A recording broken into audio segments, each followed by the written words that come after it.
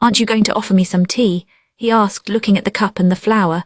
"What kind of tea would you like?" Maomao stood up, quietly annoyed about how Jinchi could be. Luckily there was a shelf with snacks and drinks for guests. Perhaps he would enjoy a plain white tea. Jinchi kept looking at her glass. "I would like to try some of this too. I'm sorry, that's all there is." She had poured the first part of the tea into her glass, and she could add more hot water, but Jinchi would just get the leftover bits. "That's okay." "What else does this tea do?" Jinchi moved in his chair, looking at the leaves. "It helps you relax, for one thing. It can help you sleep if you have trouble, but it can also help you wake up. Also, it's best not to drink it when you're expecting a baby, but people say it can help during the birth. It sounds like it does more good than bad." "Yes, that's right. That's why people sometimes forget things." Maomao wondered if this was the first time so much jasmine tea had been brought to the palace, or if it had come before. It could just be luck, or maybe something else was happening. She wasn't even certain about that. Maybe the tea and the clothes were ways to check on everyone. It was a way to find out if any of the women in the palace were expecting babies. When visitors came before, Maomao had been busy working for Jinchi, or helping Consort Lihua in the Crystal Pavilion, or just didn't have money to join in. This was before she started working for Consort Jyokayu. She hadn't really paid attention to the traveling merchants before, either because she didn't have much chance to or didn't have the money. Even now she probably wouldn't have noticed them if everyone hadn't suddenly wanted perfume oil. Everything the merchants brought was very nice, really. Would white tea work? Jinchi looked a little disappointed and didn't say anything else, but it wasn't her fault they didn't have everything everyone wanted. Maomao put the kettle on the fire and added some leaves to a small teapot. She took the kettle off before the water completely boiled, thinking warm water would work just fine. Then she carefully poured the warm water into the teapot, allowing the leaves to soak. She poured tea into a cup and gave it to Jinchi. He took it, still looking upset. Maomao then pretended to carefully pick up her own glass of jasmine tea. "This tea can help with another problem too," she said. "What problem is that?" Jinchi asked. "It can help men who have trouble with having children." Jinchi looked at her without smiling much. Oh, she thought. Her teasing had been a little too strong.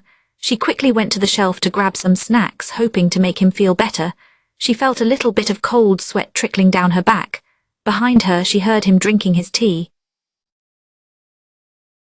He said this wasn't for him and that he was going home. He left quickly. "Now I've messed up," she thought, looking angry. When she went to get his teacup, she saw he hadn't even taken a drink. But her jasmine tea, which she had only taken one sip from, was half gone. She drank all of the white tea, feeling very annoyed. Chapter 5, Corpse Fungus Part 1. Maomao was now teaching Xirolan to read and write at the laundry area almost every day. It turned out Xirolan wasn't the only servant who wanted to learn to read and write. More and more of the women started looking at the characters written in the dust and trying to copy them. But more and more really just meant about 5 people, including Xirolan. The others were still happy to spend their time talking and gossiping like they always did. The one problem with Xirolan trying so hard to learn was that Maomao heard fewer interesting stories about what was happening in the palace. So Maomao first heard about this story from a doctor who wasn't the best. "Did a lady at the palace go missing? That's right. It's a really bad thing that happened," the doctor said, rubbing his small beard. Maomao drank some plain tea while she listened. Her time working at the palace was almost over, and she had even saved enough money for a wedding. She was supposed to get married and leave the palace. I wonder what happened to her. People said she met a government worker at a party a little while ago, and they had been writing letters to each other ever since. It was a common trick to send a small gift like a hair stick to someone you liked. Skilled women, even if they weren't the most important ones, were sometimes allowed to leave the back part of the palace to help with different jobs, so it was really odd when this important woman simply vanished. The doctor said it wasn't unheard of, though. Maomao felt like she was getting close to a hidden sadness within the palace walls, and she didn't like it very much. A garden with so many women was bound to have some secrets. Sometimes, women in the palace had even taken their own lives because of problems with other women, though Maomao hadn't known anyone who had done so herself. Sometimes a woman's family was happy for her to leave the palace, and she would simply disappear without saying goodbye. Most people didn't ask many questions when this happened, but this time, because the woman was going to get married, people started to wonder what happened. The doctor said people said the head of the serving women bought her, so no one wanted to investigate too much. Maomao said, "Oh my." She kept trying to do her normal work. The story didn't seem to involve her, or at least she hadn't thought it did. When Maomao returned to the Jade Pavilion, she saw some very fancy nobles in the courtyard. They had moved furniture to make a tea party that looked very upper class. Jayukayu sat at the table. Her stomach was getting bigger, but she tried to hide it. She used bushes around her to make it less noticeable and wore clothes that didn't show her exact shape. It would stop people from easily knowing she was expecting a baby. Hongyang stood next to her lady looking worried. Jayukayu staying inside all the time was starting to make people wonder about things, so she was letting herself be seen around. Still, Maomao thought anyone who was going to notice probably already had. Everyone was wondering if anyone meant someone friendly or someone who wanted trouble. When she saw Maomao had returned, Jayukayu suggested they go inside. She stood up, and Hongyang walked next to her to hide the consort's face from certain angles. Hongyang knew exactly which way her lady would be easiest to spot. Jinshi quickly looked at Maomao. Something was happening, she thought, and she followed them into the main room of the pavilion. She said excuse me as she walked in. Consort Jayukayu looked at her with her usual happy energy, and Hongyang looked very tired. The person who had called for Maomao was sitting and calmly drinking tea. Gaeshun stood next to him looking annoyed. You wanted to see me?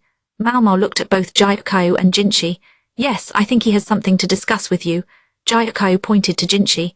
This happened often. I do, and if that's okay we can talk somewhere more private. Oh, don't worry about it.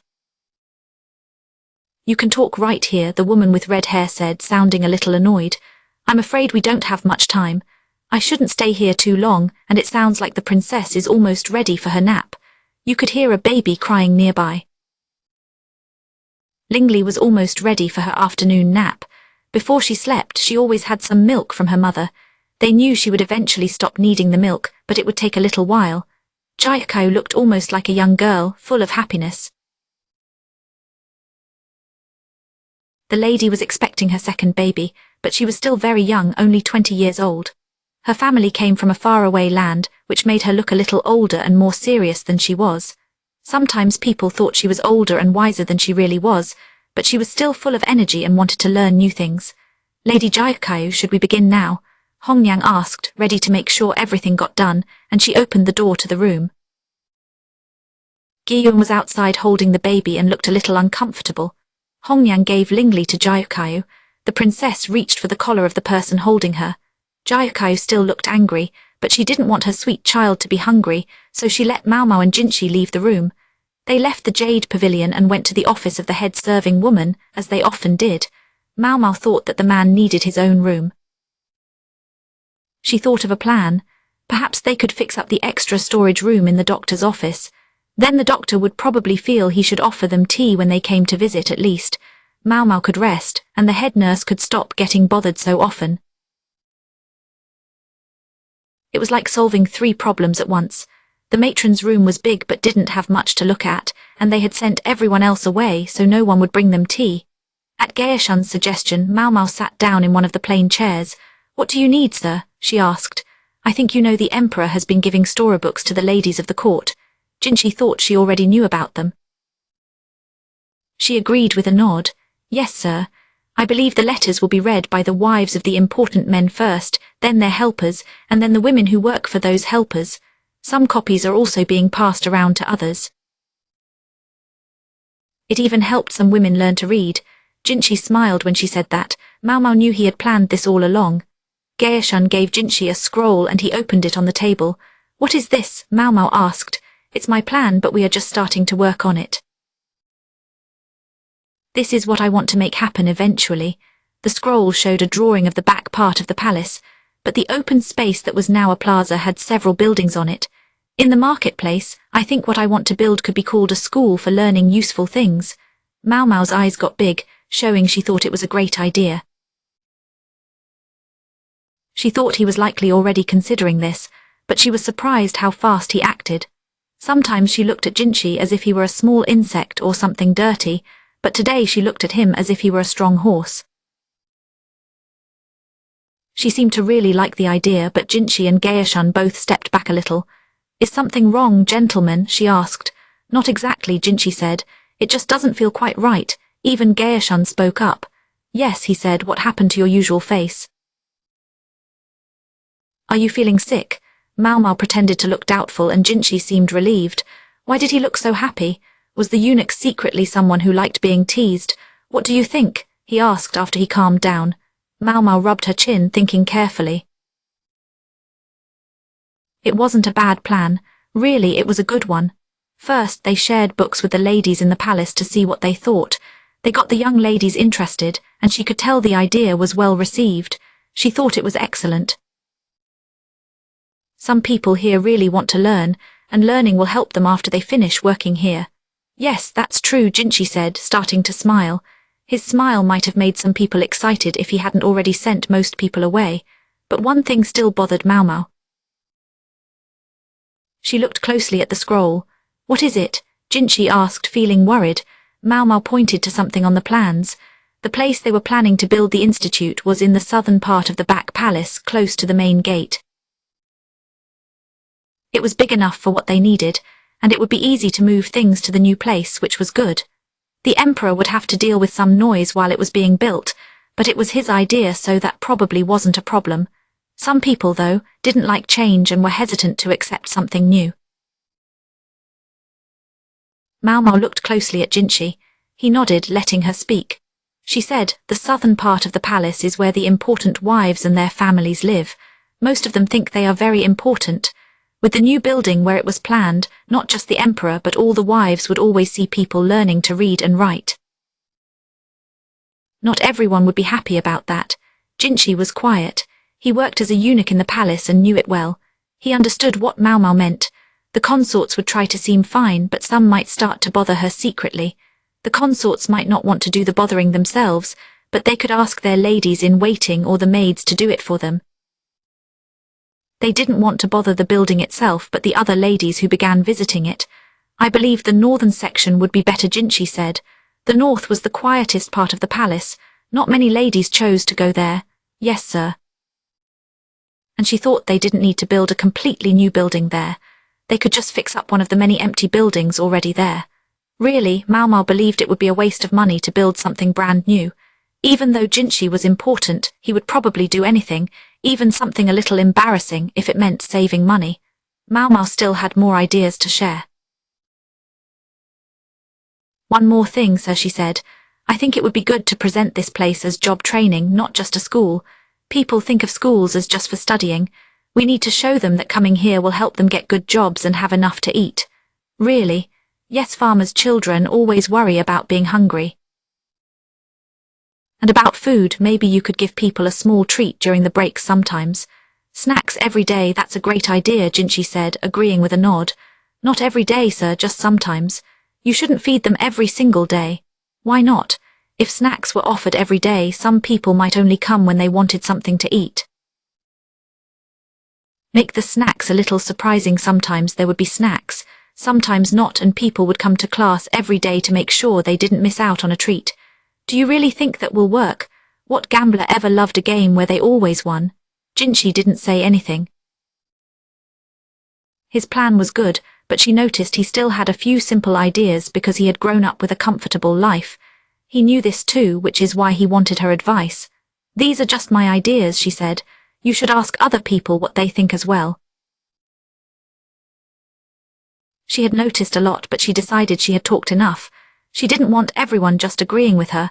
She wasn't sure she needed to leave the Jade Pavilion to have this talk.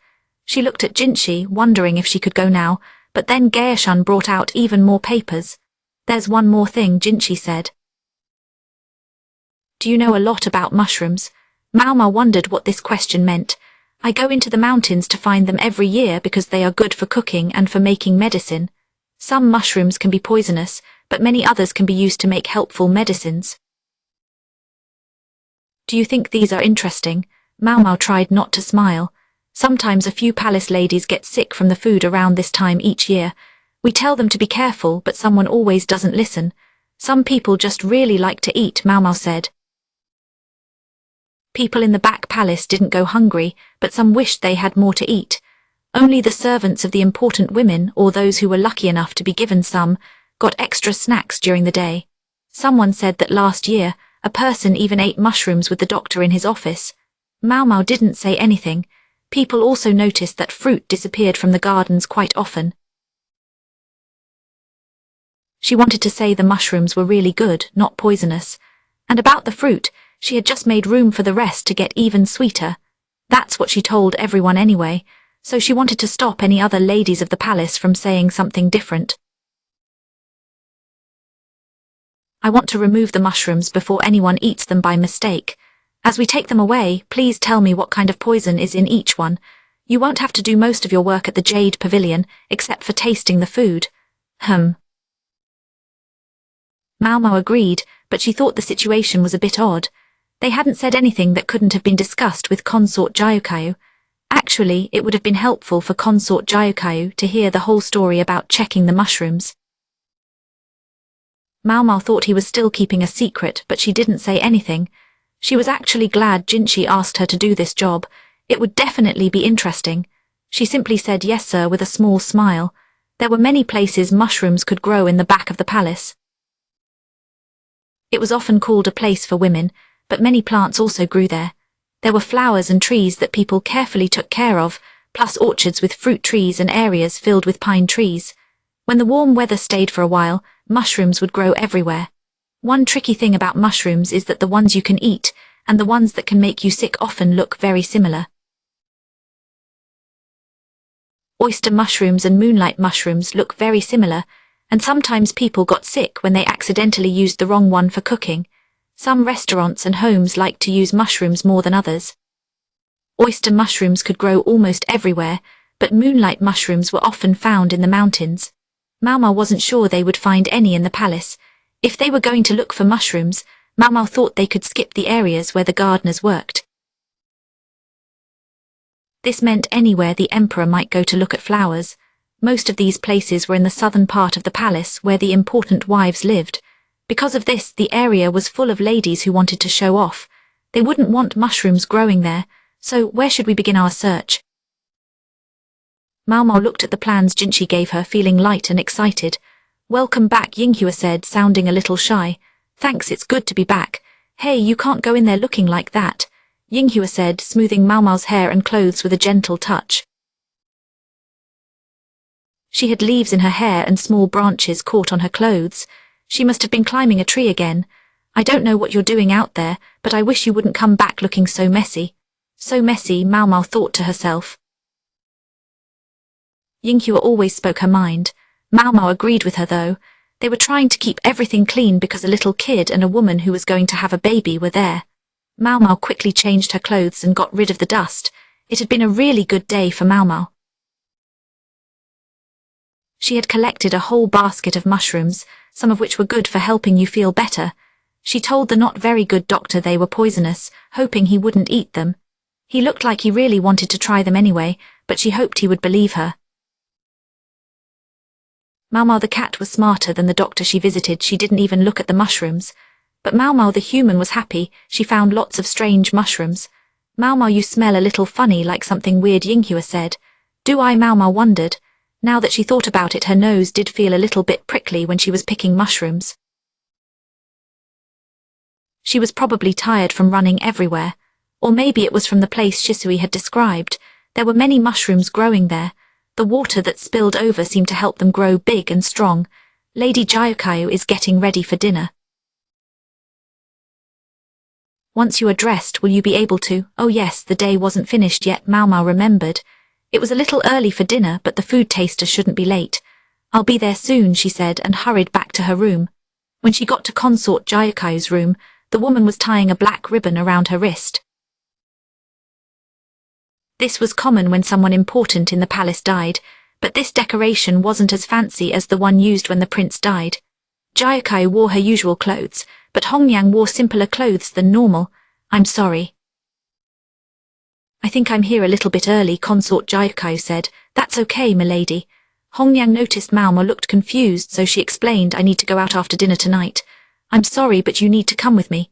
"Yes, ma'am." Maomao understood why Hongyang was wearing dark clothes. Hongyang also gave Maomao a black band to wear. They were going to a funeral, she thought.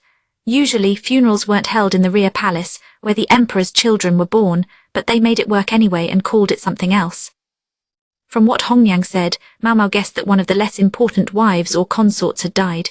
"You can wear your clothes, but take off your hair ribbon," Hongyang told her.